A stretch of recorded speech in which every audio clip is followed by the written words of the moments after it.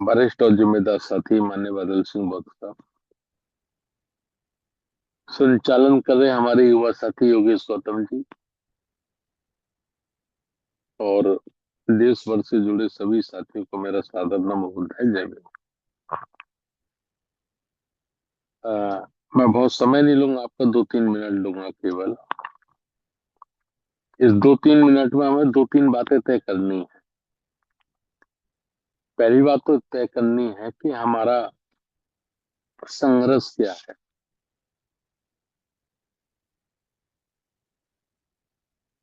अगर ये बात तय हो जाए कि हमारा संघर्ष ये है ए, तो बी पे ये बात तय हो जाए कि किसके साथ है, डी पे ये तय हो जाए कि किसके साथ है, और जब बी पे ये तय हो जाए तो फिर सी पे ये तय तय हो जाए कि हमारी तैयारी क्या है।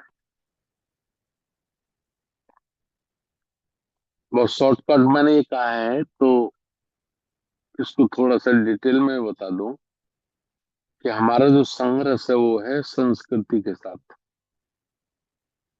अर्थात विचारधारा के साथ। और सी पे मैं प्रकाश डालूं तो जो मनुवाद, ब्राह्मणवाद, पूंजीवाद का समर्थन करते हैं उनके साथ है। और सी पे मैं अपनी चर्चा करूं तो इसका मतलब है कि इन सारी व्यवस्थाओं से कामयाब आंदोलन, यानी आंदोलन दो प्रकार के होते हैं। एक ही कि हमने आंदोलन किया, दूसरा ही कि हमने कामयाब आंदोलन किया। कामयाब आंदोलन की परिभाषा अगर सीखनी है तो आप नेशनल मंडेला के आंदोलन से सीख सकते हैं। ये 3 बात हो गई। मैं बहुत बड़ा धन्यवाद करना चाहता हूँ आज के हमारे जो मुख्य वक्ता थे, नेशनल कोऑर्डिनेटर शेषराव गांगड़े साहब। जिस जोन की आज मीटिंग है, परिक्षेत्र पर क्षेत्र, ये बहुत टफ है। ये हमारे सामने ही टफ नहीं है, ये बाबा साहब डॉक्टर अम्बेडकर साहब के सामने भी टफ था। ये मान्यवर काशीराम साहब के सामने भी टफ था। और जब मैंने ये कहा कि मान्यवर काशीराम साहब के सामने भी टफ था, तो हो सकता है कि कुछ लोग सबूत मांगे। तो सबूत ये है कि इन 15 राज्यों में से 10 राज्यों में हमारी अपनी पार्टी बहुजन समाज पार्टी की इकाई नहीं थी। इकाई नहीं थी इन 15 राज्यों में से 10 राज्यों। इसका मतलब मान्यवर काशीराम साहब के सामने भी एक टफ था। इसीलिए तो इन राज्यों में इकाई नहीं थी, कमेटियां नहीं थी बहुजन समाज पार्टी की। तो हमने ये सोचा कि हम बाबा साहब के अनुयायी हैं और काशीराम साहब के सिपाही हैं, और वाकई हम सच्चे सिपाही हैं, तो हमें ये चुनौती स्वीकार करनी चाहिए। और राष्ट्रीय बौद्ध महासभा ने पिछले 5-6 वर्षों में ये चुनौती स्वीकार की है। चुनौती स्वीकार करने का मतलब, जहाँ हमारी कमेटियां नहीं थी, हमारा संगठन नहीं था, राष्ट्रीय बौद्ध महासभा वहां भी संगठन स्थापित करेगी, वहां भी कमेटियां बनाएगी। मैं बहुत बड़ा धन्यवाद करना चाहता हूँ शेषराव साहब का, चूंकि वो मान्यवर साहब के साथ काम किए, हमसे फिर जुड़े हैं और बहुत ही सच्चे ईमानदार व्यक्ति हैं। उनको ऐसा लगा कि मुझे नेशनल कोऑर्डिनेटर बनाया, भारत के 15 राज्य मेरे अधीन किए, और पहली मेरी आज मीटिंग है उसमें 8-9 राज्य के लोग थे। एक बात और मैं बता दूं कि जिन्होंने अपने नाम नहीं लिखे थे, जो अननोन आईडी से जुड़े थे, जुड़े तो थे लेकिन आईडी अननोन थी, वो सब उसी राज्यों के लोग थे।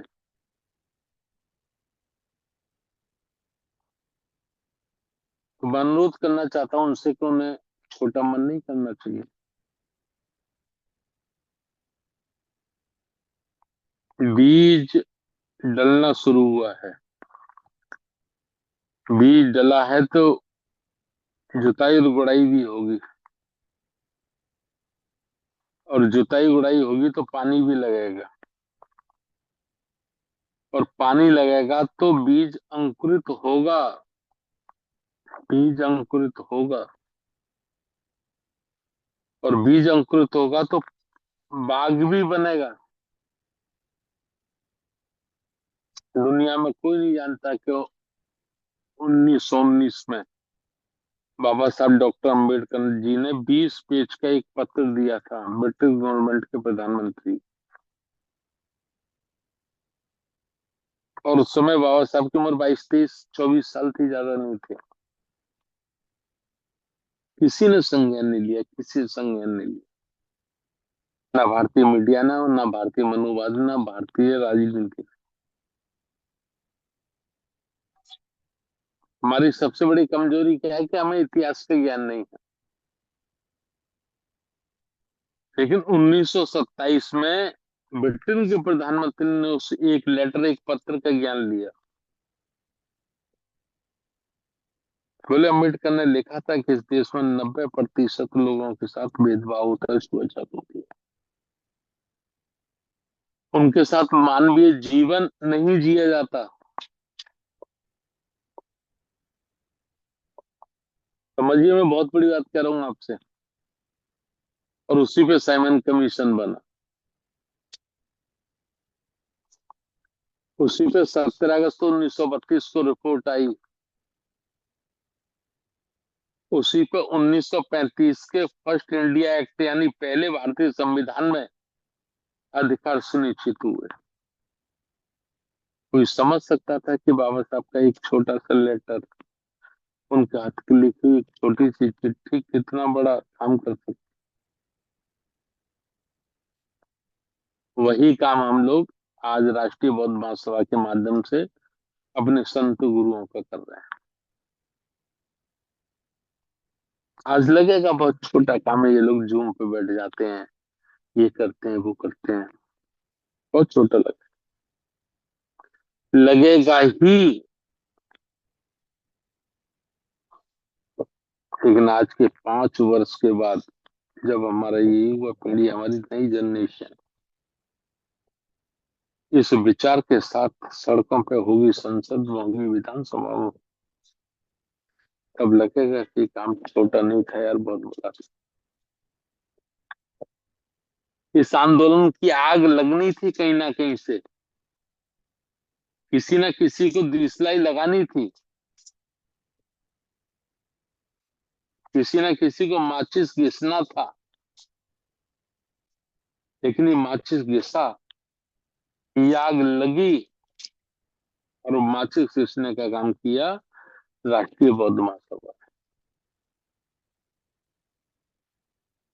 वो आग लगी, वो लगती हुई नजर आ रही है आज पूरे देश में। बड़े से बड़े लोग आज बुद्ध की बात करें, बड़े से बड़े लोग आज बाबा साहब की बात करें, बड़े लोग आज धम्म संस्कार की बात कर रहे हैं। जिन्हें बड़ी बड़ी कुर्सियों पर बैठने के बाद कल तक शर्म आती थी भगवान बुद्ध का फोटो लगाने में,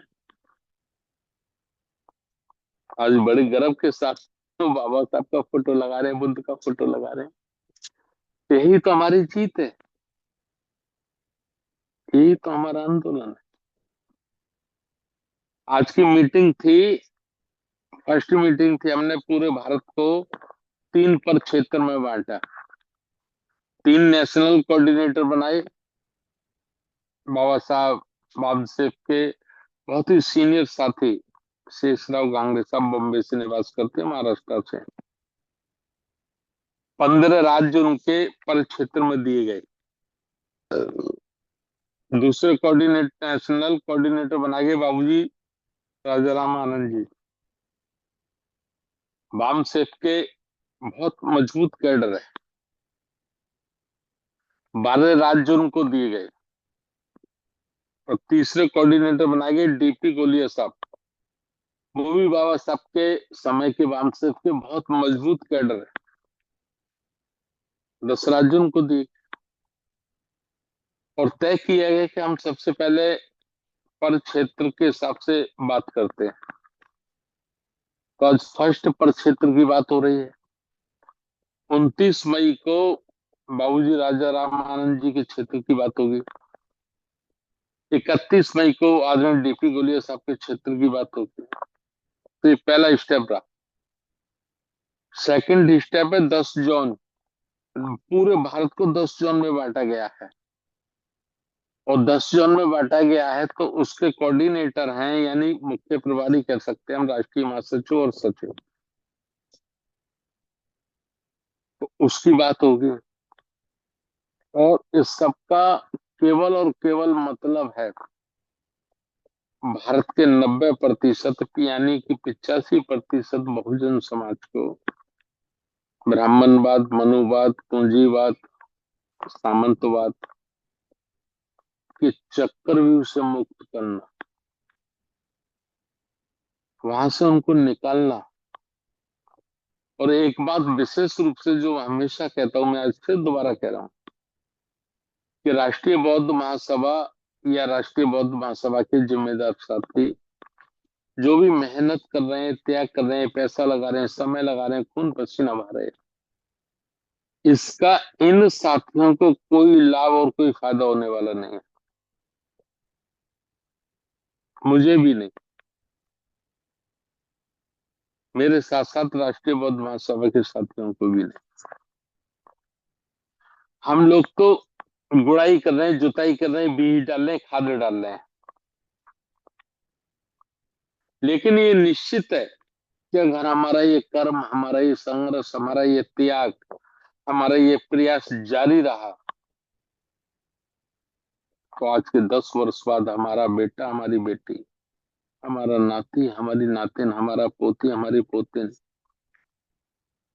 इस मुल्क के, भारत के चारों दिशाओं के मालिक होंगे। चारों दिशाओं का रिमोट कंट्रोल उनके हाथ में होगा। आज मीटिंग है, चल मीटिंग।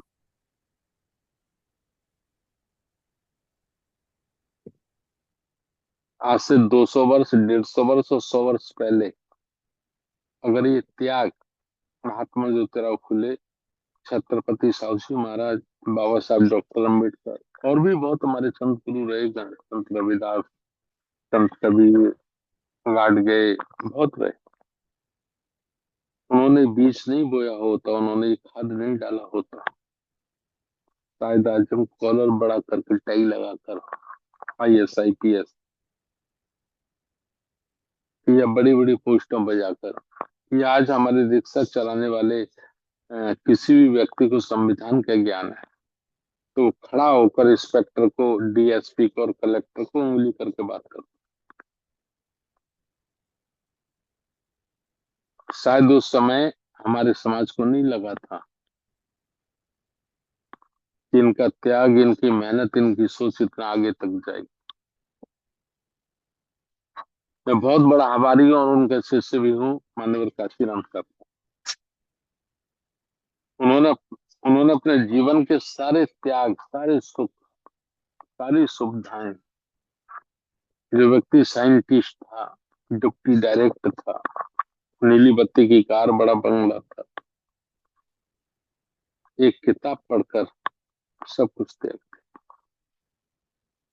मुझे लगता है कि राष्ट्रीय बौद्ध महासभा में काम करने वाले 90% लोग उसी विचारधारा से समझे हुए, तैयार हुए, प्रभावित हुए लोग। समय बहुत हो गया, बहुत ज्यादा नहीं कुछ कहना चाहता, 1 मिनट कहना चाहता हूँ बस। मरना सबको है। बुद्ध ने संसार में 2 बातें कही, जन्म जितना सत्य है, मृत्यु भी उतनी ही सत्य है। राजा हो, रंग हो, सम्राट हो, भिखारी हो, चाहे जैसा कोड़ी हो, कुछ भी हो, मृत्यु उसकी भी होनी है। इसके साथ साथ बुद्ध ने कहा, हमारे राष्ट्रीय उपाध्यक्ष इंजीनियर रमेश मनगुप्ता सर ने कहा था कि मैं बुद्ध की बात नहीं कर रहा हूँ, मैं उनका ध्यान आकृष्ट करना चाहता हूँ कि बुद्ध के उपदेश या उनका ज्ञान ही आज संसार का निर्माण कर रहा है। शुरू सर में मैंने और वो नहीं सर मैंने ये बोला था कि हम भी बुद्ध को तो मानने वाले हैं, लेकिन हम जो परिस्थितियां हैं इस वक्त उसको आगे लेकर चलेंगे। नहीं, बिल्कुल बिल्कुल, मैं बुद्ध आपकी को बात के मानने वाले हम समर्थन, हैं। मैं आपकी बात के समर्थन हूँ। और जो हम रिमोट चला रहे हैं, टीवी देख रहे हैं और वो परमाणु बम चला रहे हैं, ये कर रहे हैं, वो कर रहे हैं, सब ये अगर सब कुछ मिला है तो बुद्ध के ज्ञान के कारण। मेरा कहने का मतलब केवल ये था, मैं आपकी बात नहीं काट रहा हूँ। मेरा कहने का मतलब था कि बुद्ध ने दो बातें कही, जन्म जितना सत्य है उतना ही सत्य मृत्यु है। राजा, रंक, भिखारी, अमीर, गरीब, यहाँ जिन्होंने ये वायदे किए कि दुनिया हमने बनाई, कण कण में हम हैं, वो भी मृत्यु से नहीं बच सके। उनको भी मृत्यु के काल में जाना पड़ा। तथागत के जमाने में एक भिक्षु ने एक प्रश्न पूछा कि तथागत, हमने ये सब बात मान ली, इसके बाद हमें ये बताओ कि करना क्या है। तो बुद्ध ने कहा कि जीवन एक यात्रा है, जन्म से शुरू होती है और मृत्यु पे समाप्त होती है। जीवन एक यात्रा है, जन्म से शुरू होती है और मृत्यु पे समाप्त होती है। इसमें जितना बोओगे, जितना बोओगे, जितना बोओगे, वही काटो। वही तुम्हारे तुम्हारे परिवार, तुम्हारी नस्ल, तुम्हारे देश, तुम्हारे राष्ट्र, तुम्हारे समाज के काम आएगा। हम सब लोग मिलजुल कर, 1500 लोग मिलजुल कर पूरे भारत को केवल उसी अंधविश्वास से मुक्त करके, उसी पाखंडवाद से मुक्त करके बुद्ध के मार्ग पर ले जाना चाहते हैं।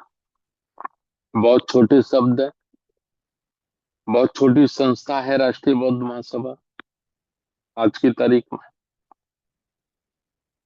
लेकिन एक एक शब्द राष्ट्रीय बौद्ध महासभा का, ये 365 दिन प्रयास, जूम पे मीटिंग, फिजिकल मीटिंग, ये संसेद और ये सब, ये आज के 10 वर्ष बाद दुनिया के लिए प्रेरणा का स्रोत होगा। आज नहीं होगा,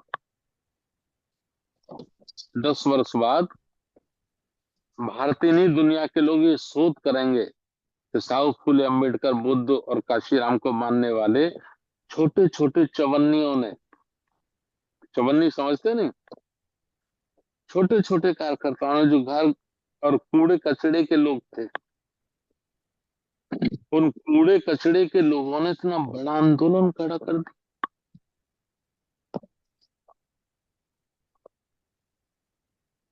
पूरी दुनिया को उसको मानने के लिए बाध्य कर दिया। और इसकी सिर्फ 3 विशेषता हैं, ये कह के मैं अपनी बात खत्म कर रहा हूँ। पहली विशेषता, मानसिक रूप से तैयार होना, दिमागी रूप से तैयार होना। और दूसरी विशेषता है मन में संकल्प ले लेना, संकल्प ले लेना कि मुझे ये काम करना ही है, करना ही है। और तीसरी विशेषता बहुत महत्वपूर्ण है, वो ये है कि मुझे मेरे तमाम सुख, नातेदारी, रिश्तेदारी, भैया भतीजा बात को त्याग कर अपने मिशन के लिए समर्पित होना है। अपने उद्देश्य के लिए समर्पित होना है, इस भाव के साथ इस जीवन में इसका मुझे कुछ भी मिलने वाला नहीं है, कुछ भी नहीं मिलेगा मुझे, लेकिन मेरे नाती पोते, मेरा समाज जब स्वाभिमान सम्मान का जीवन जिएगा तो कहीं ना कहीं मेरे मोहल्ले के लोग, मेरे नाती बेटे, हमें समाज सम्मान देगा, इज्जत देगा कि यार भाई तेरा बाबा था यार। वो समझ नहीं पाई कि तेरा बाबा था, तेरे बाबा ने पूरा जीवन लगा दी इस आंदोलन। सोचो, आज हम भगत सिंह की बात करते हैं, क्यों? 24 वर्ष की उम्र में जो आदमी फांसी के फंदे पर लटक गया, आज हम क्यों उसकी बात करते हैं? उम्र तो बहुत छोटी थी, 24 वर्ष। ठीक से दूध के दांत भी ना उखड़े होंगे, ಇದು ಬೇರೆದದ लेकिन उद्देश्य था उसका। ऑफ इंडिया अಲ್ಲ ಇದು उस उद्देश्य के कारण हमें नहीं, पूरी दुनिया के लोग भगत सिंह को याद करते हैं, बाबा साहब को याद करते हैं, बुद्ध को याद करते हैं। मेरा केवल कहने का मतलब यह है कि आज पहली मीटिंग हुई है 1 जोन की, पर क्षेत्र की, और मैं केवल यही कहना चाहता हूं कि हमको प्रयास करना, कोशिश करना, कोशिश करना, कोशिश करना। एक उदाहरण से कहता हूं, एकलव्य और द्रोणाचार्य का वाक्य है, महाभारत में है। कितना सही है कितना गलत है मेरा उससे कोई रिश्ता नहीं।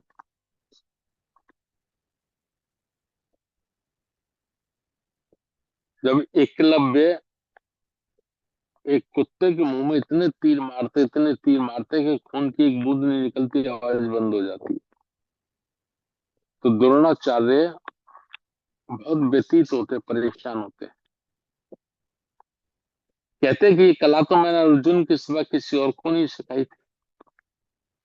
इस जंगल में वनवास में रहने वाला व्यक्ति कैसे सीख गया? वो कौन हो सकता है? तो द्रोणाचार्य कौरव का मुकाबला हुआ, सामना आमना हुआ। मतलब ये विद्या आप कैसे सीखे? एकलव्य ने कहा, गुरुजी मैंने जब आपसे निवेदन किया था, चरण छुए थे कि मुझे विद्या सिखा दो, धनुष विद्या सिखा दो, तो आपने कहा था कि मेरे धर्म आड़े आ रहा है, मेरा धर्म ये कहता है कि मैं शूद्र को धनुष विद्या नहीं सिखा सकता। और जब मैंने आपसे बहुत निवेदन किया तो आपने मुझे एक बात कही कि सुनो एकलव्य, अभ्यास करने से सब कुछ संभव है। ये महाभारत का वाक्य पढ़ रहा हूं, मेरा लिखा नहीं है ये। द्रोणाचार्य ने एकलव्य से कहा कि एकलव्य, अभ्यास करने से यानी प्रैक्टिस करने से सब कुछ संभव है। बोले गुरुजी मैंने आपके इसी शब्द को अपने जीवन में धारण लिया। ये मेरा कहने का मतलब ये कि हम बाबा साहब के अनुयायी, काशीराम साहब के सिपाही, बुद्धिस्ट लोग, यानी अपने संत गुरुओं की हम संतानें हैं, तो हम केवल ये शब्द अपने जीवन में धारण कर लें जो एकलव्य ने किया था, कि हमको अभ्यास करना है, कोशिश करनी है, प्रयास करना है, अभ्यास करना है, कोशिश करनी है, प्रयास करना है। और मुझे लगता है कि सच्ची नीयत, सच्चे दिल से ही हम काम करते रहे तो हमें कोई नहीं रोक सकता। बहुत बहुत धन्यवाद। पुनः एक बार फिर अपील शेषराव घांगरे साहब के लिए, डॉक्टर भालेराव साहब के लिए, उनकी पूरी टीम के लिए। हम बहुत तेज स्पीड से चल रहे हैं, हमें लगता है कि हमारी स्पीड कम है, लेकिन हमारी इस स्पीड से हमारे विरोधियों के पसीने निकल रहे हैं, उनके पैंट ढीले पड़ गए, उनका पेशाब ढीला पड़ गया। इसी स्पीड से हमको स्पीड और बढ़ानी है। नमो बुद्धाय, जय भीम। साधु साधु। बहुत बहुत धन्यवाद, बहुत बहुत बढ़िया, साधुवाद बहुत माननीय संस्थापक महोदय जी ने बहुत ही सभी साथियों के समक्ष संगठन सभी को लेकर बातें रखी। मैं समझता हूँ सभी साथियों ने आपकी बात बहुत धैर्य से सुना और आगे जो जिन साथियों को, जो हमारे वरिष्ठ पदाधिकारीगण है, उनको जिम्मेदारी दी है, वह जिम्मेदारी बखूबी निभाएंगे, ऐसी मैं आशा करता हूं। और आज जिन भी साथियों ने अपनी बात रखी, बहुत बहुत धन्यवाद। सभी का बहुत बहुत साधुवाद। जो साथी अभी तक रुके हुए हैं, 2 घंटे मीटिंग को हो गए, बहुत बहुत धन्यवाद। और मैं सभी साथियों से अनुरोध करूंगा कि सभ्य सत्ता के माध्यम से इस आज की वेबिनार का समापन करेंगे। सभी साथी हाथ जोड़ लें, अपने मोबाइल